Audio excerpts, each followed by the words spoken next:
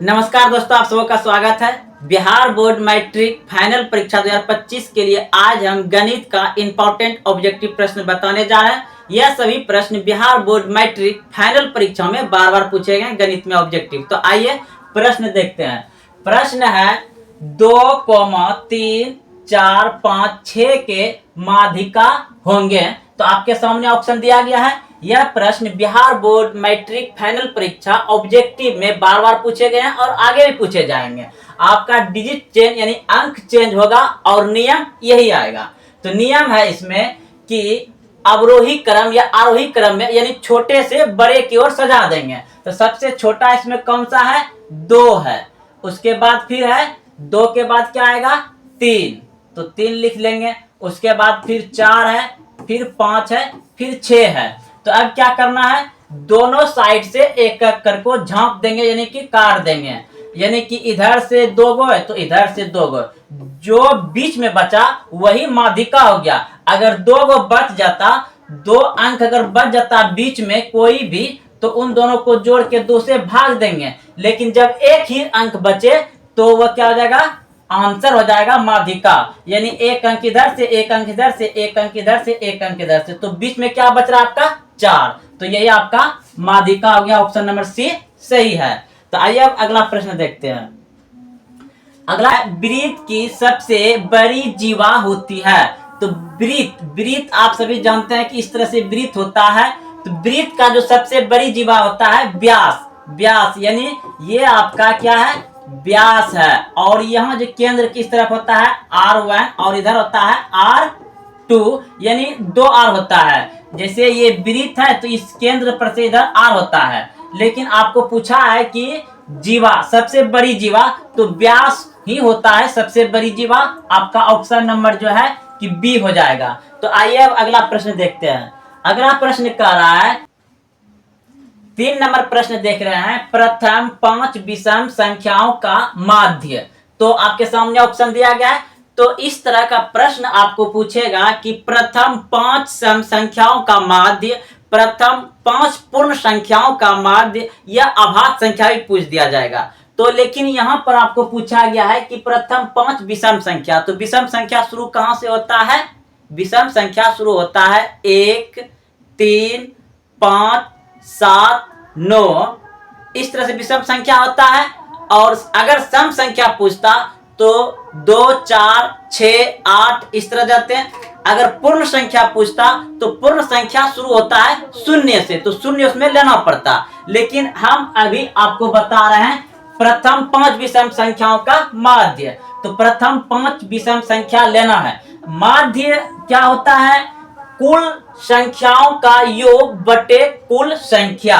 तो कुल जो आपका संख्या दिया गया है, आप लोग सूत्र देखे होंगे, आप जानते होंगे। चलिए अभी हम सवाल बता रहे हैं तो आप लोग समझ जाइएगा। तो 1, फिर क्या होगा? 3, फिर 5 और 7, 1, 2, 3, 4 और 1 हो जाएगा 9। ये सभी विषम संख्या है। तो 5 संख्या हो गया, 1, 2, 3, 4, 5। तो माध्य या औसत दोनों एक ही होता है। माध्य या औसत दोनों एक ही होता है। माध्य कहिए या औसत कहिए, तो माध्य बराबर होता है कुल संख्याओं का योग, यानी जितना संख्या है उन सभी को जोड़ देंगे और जितना संख्या है उससे भाग दे देंगे। तो जितना संख्या था 5 संख्या बोले थे, तो 5 विषम संख्या ले लिए। अब इनको हम क्या करेंगे? 5 से भाग दे देंगे। तो इसको जोड़िएगा, कितना हो जाएगा? 9, 1, 10 और 5, 15 और 15, 3 कितना हो गया? 18 और 18, 7 कितना हो गया? 25।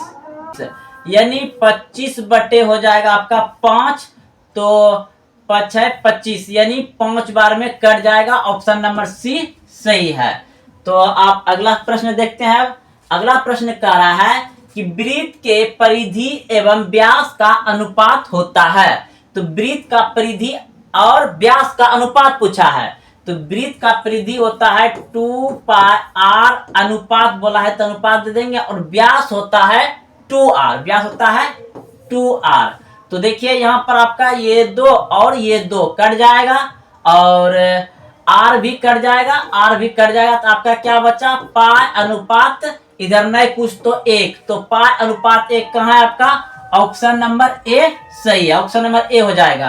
अब देखिए अगला प्रश्न है, अगला प्रश्न कह रहा है कि किसी बाह्य बिंदु से वृत्त पर अधिकतम स्पर्श रेखाएं खींची जा सकती है। यानी एक वृत्त कह रहा है और उस वृत्त पर अधिकतम कितनी स्पर्श रेखा खींची जा सकती है, लेकिन यहां पर कह रहा है कि बाह्य बिंदु से। तो वृत्त आपके सामने, वृत्त जो है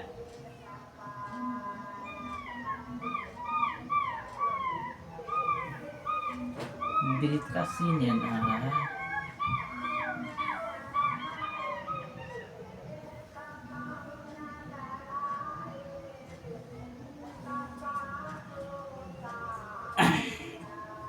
तो ये एक वृत्त है और एक बाह्य बिंदु यहां पर है, एक बाह्य बिंदु यहां पर है आपका। यहां बाह्य बिंदु से कितनी स्पर्श रेखा खींची जा सकती है, तो ये हो गया एक स्पर्श रेखा ने सटा हुआ और ये हो गया एक रेखा इधर से, यानी कि 2 रेखा खींची जा सकती है, 2 रेखा। ऑप्शन नंबर हो जाएगा आपका ए।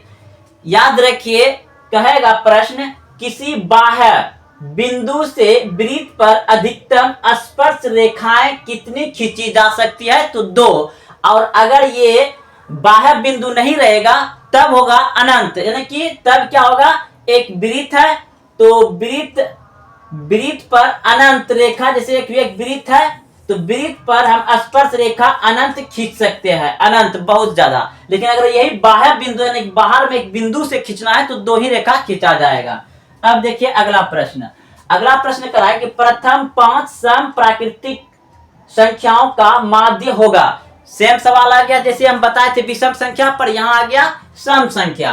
तो प्रथम सम संख्या तो 2 से शुरू होता है, 2 4 6 8, कितना संख्या बोला है, 5 संख्या लेने के लिए, 1 2 3 4 हो गया और 8 के बाद आपका 10 हो जाएगा और 5 नीचे में लिख देंगे क्योंकि बोला था 5 सम संख्या, तो 5 सम संख्या ले लिए और 5 नीचे में लिख दिए।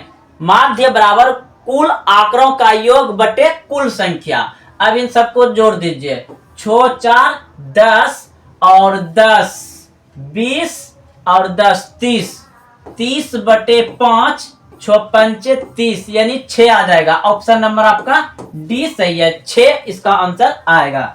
अगला प्रश्न देखिए, प्रश्न कर रहा है कि निम्न में से कौन परिमेय संख्या है, निम्न में से कौन परिमेय संख्या है। परिमेय संख्या यानी कि P बटे Q के रूप में, परिमेय संख्या P बटे Q के रूप में आना चाहिए, जो रूट में नहीं रहे।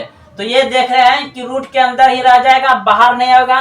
ये भी आपका ये देखिए 16 जो है, 16 का बाहर रूट से आ जाएगा आपका 4 और 32 नहीं आएगा।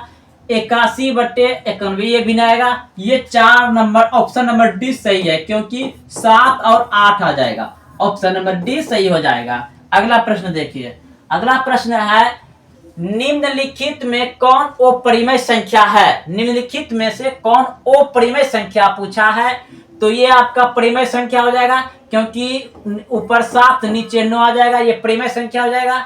ये आपका अपरिमेय संख्या हो सकता है और 81 भी परिमेय संख्या, ये भी परिमेय संख्या, यानी कि ऑप्शन नंबर सी सही है। रूट अंडर 15 जो है कि वो परिमेय संख्या होगा क्योंकि ये रूट से बाहर नहीं होगा और बाकी सब रूट से बाहर आ रहा है। अगला प्रश्न देखिए, कह रहा है कि बिंदु -2 और 2 किस पाद में होगा। तो इसका आप सभी सूत्र जानते होंगे कि पहले वाला क्या होता है प्लस प्लस और दूसरा होता है माइनस प्लस, तीसरा होता है माइनस माइनस और चौथा होता है प्लस माइनस। यानी पहला होता है आपका प्लस प्लस, दूसरा होता है माइनस प्लस, तीसरा होता है माइनस माइनस, चौथा होता है आपका प्लस माइनस। तो यहाँ पर माइनस प्लस है, माइनस प्लस यानी कि द्वितीय होगा। ऑप्शन नंबर बी सही है, द्वितीय हो जाएगा। अगला प्रश्न देखिए, अगला प्रश्न कह रहा है कि 0.3 पे रेकरिंग का परिमेय रूप में लघुत्तम रूप है, लघुत्तम रूप है। तो इस तरह का प्रश्न आपको जब भी मिले तो क्या करिए, जिसपे रेकरिंग यानी बार दिया गया है, जो बार बार, इसको इस तरह से लिखा जाएगा। 0.3 जो रेकरिंग है इसको हम अगर नहीं देंगे तो ये 3 यानी कि ये आ जाएगा आपका 0.3333 ऐसे अनफिनिटी जब चल जाएगा। जब इसको हम हटाएंगे, जब सॉल्व करेंगे तो जितना संख्या पर रेकरिंग है उतना नीचे 9 आएगा। तो एक ही संख्या पर रेकरिंग है तो 3/9 हो जाएगा। तो इसको कटा दीजिए, 3 1 3 3 3 9 यानी 1/3 1/3 1/3 आपका कहाँ है? ऑप्शन नंबर सी सही हो जाएगा, ऑप्शन नंबर सी। प्रश्न है 3 + 2√3 है, ऑप्शन में है परिमेय संख्या है, वो परिमेय संख्या है, भिन्न संख्या है या पूर्णांक है। तो देखिए 3 तो आपका क्या है? परिमेय संख्या है। 3 क्या है? परिमेय संख्या है।